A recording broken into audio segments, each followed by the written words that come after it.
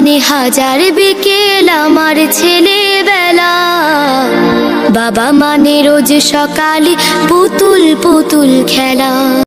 আসসালামু আলাইকুম ওয়া রাহমাতুল্লাহি ওয়া বারাকাতুহু। ওয়ালাইকুম আসসালাম। আমি মুস্তাফা সাথী নার্সারি পক্ষ থেকে আমার চাষি ভাইদেরকে নিয়ে আজকে মূলত যে বিষয়টা আলোচনা করব, যে সরিষা কিভাবে আমরা গাছ সুস্থ রাখবো এবং সরিষা কিভাবে অধিক ফলন পেতে পারি।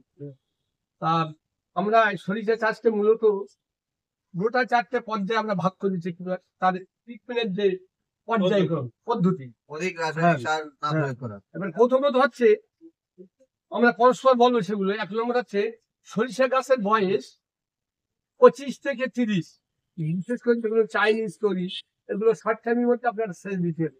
মাটি যখন তখন পুরো শুকিয়ে গেছে তখন একটা সেচ দেওয়া তো 25 থেকে 30 মাস। আর যেগুলো পাঞ্জাব সরিষা বলে, ধরেন আপনার শিবানী বা যেগুলো হাইব্রিড জাতীয়, হ্যাঁ এগুলো যেগুলো বড় গাছ হয় যেগুলো, সেগুলোর ক্ষেত্রে আপনি 30 থেকে 35 দিন বা 40 দিনের মাথায় ওটা সেচ দিতে হবে। এটা হচ্ছে সেচ দেওয়ার পদ্ধতি গেল। কিন্তু সেচ দেওয়ার আগে আপনার যেটা করতে হবে, মোটামুটি চারাটা কিন্তু আগে বাছাই করতে হবে। যদি বড় গাছ হয় আমরা 1 বিঘে অন্তত চারা রাখবো, যদি পাঞ্জাব সরিষা যেগুলো হাইব্রিড ধরনের।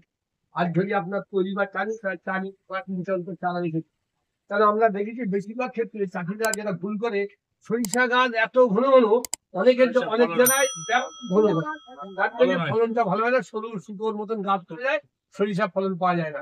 তাই সঠিক ফলন পাওয়ার জন্য গাছটাকে একটা মেজারমেন্ট রাখতে হবে, 4-5 ইঞ্চি বা 5-6 ইঞ্চি এইভাবে গাছগুলো আপনি ছাঁটাই বাছাই করে নেবেন। ছাঁটাই বাছাই করার পরে আপনাকে কি করতে হবে, এই সার প্রয়োগ করতে হবে।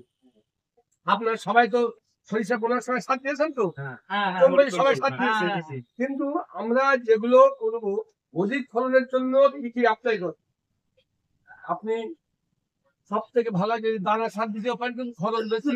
তাছাড়া আপনি 15 থেকে 20 কিলো দিকে ইউরিয়া, হ্যাঁ 15 থেকে 20 কিলো ইউরিয়া, আর সঙ্গে 8-10 কিলো পটাশ।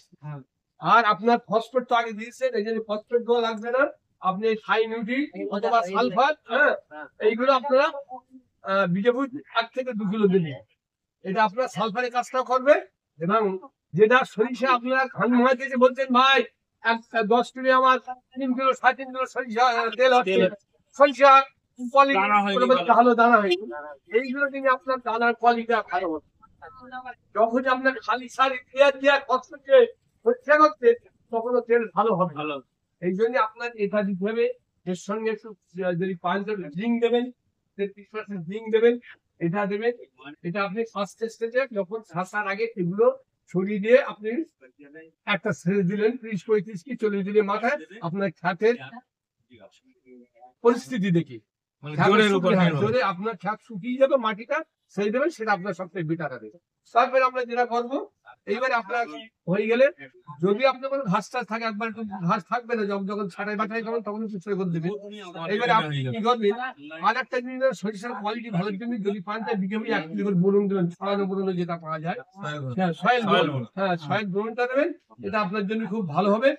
আর এইটার পরে যখন আবার জমি 10 দিন কি 15 দিন পরে শেষের পরে সব থেকে দেখুন, যখন আপনার ফুল উঠছে বা আগে একটা আপনি স্প্রে দিতে পারেন, যেটা আপনি সবথেকে বেটার হবে। আপনি এই ন্যানো ডিএপি, হ্যাঁ এই ডিএপিটা যদি আপনি স্প্রে করতে পারেন, সঙ্গে আপনি ওর সঙ্গে একটু ম্যানকোজেব দিতে পারেন, খুব ভালো হবে। হ্যাঁ যদি এখন ওয়েদার ডিস্টার্ব হচ্ছে তাহলে ম্যানকোজেব 75 যেটা ডাইথেনেম আমরা বলি, সেটার সঙ্গে এটা ব্যবহার করলেন, তাহলে এই যে ওয়েদার ডিস্টার্ব হচ্ছে, গাছটা পাতা যে গোড়ার দিকে শুকিয়ে ভালো যায়, সেইটার হবে না।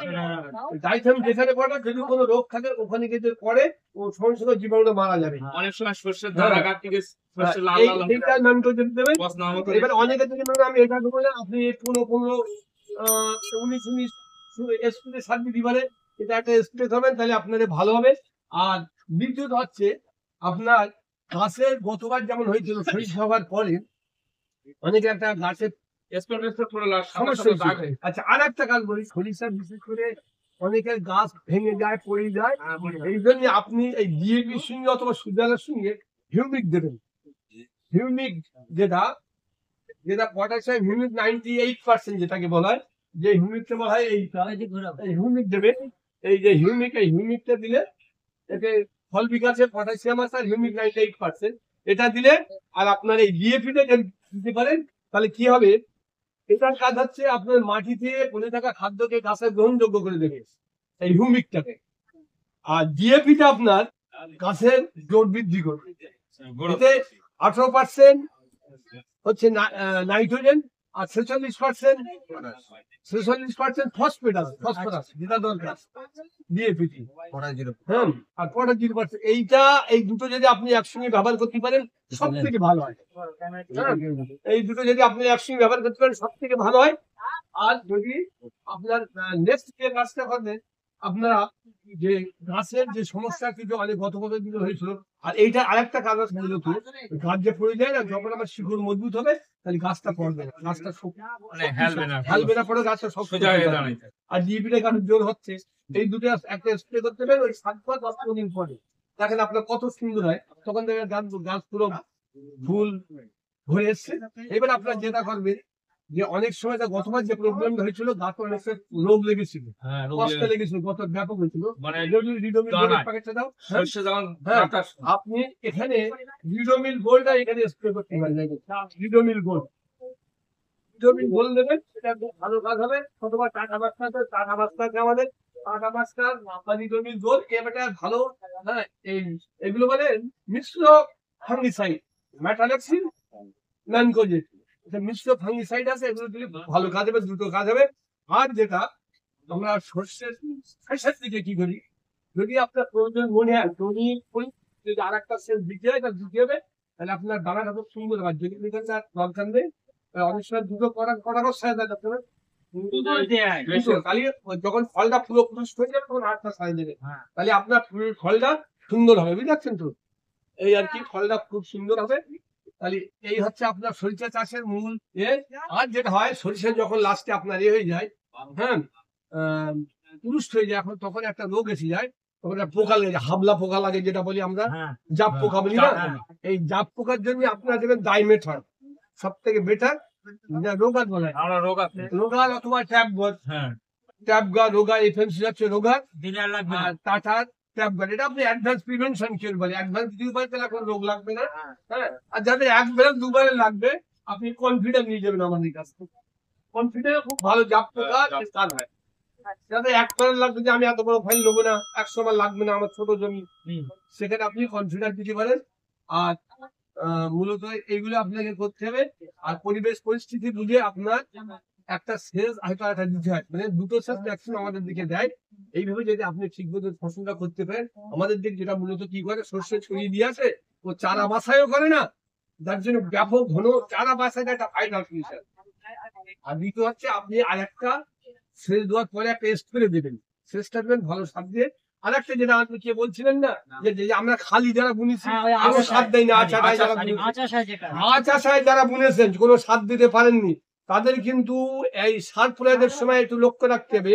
আপনি দেবেন ওখানে ডিএপি সার, বিঘে 15 কিলো, 10 থেকে 12 কিলো, 12 থেকে 15 কিলো পটাশ দেবেন, সঙ্গে দানা ফসফেট 10-12 কিলো দিতে পারে। যারা আগে পান সরিষাটা ভালো পাবেন, নতুবা আপনার 1 কুইন্টাল হবে, লোকে 4 কুইন্টাল 5 কুইন্টাল হবে, আপনার 1 কুইন্টাল হবে সরিষা। এইভাবে যদি আপনি আচাকে যারা করেছেন, তাদের কিন্তু ওই 20-25 যদি শর্ট সরষে হয়, 25 দিন মানে শাসার আগে 25-30 দিনের মধ্যে একটা ভালো করে সার দিয়ে আপনি শেষে দিলেন। আর তারা কিন্তু আরেকটা স্প্রে, তারা আচাকে বলেছেন, তারা দুটো স্প্রে দেবেন অবশ্যই। এই ন্যানো আর হিউমিক যারা আচারে বলেছেন, এটা মাস্ট দেবেন।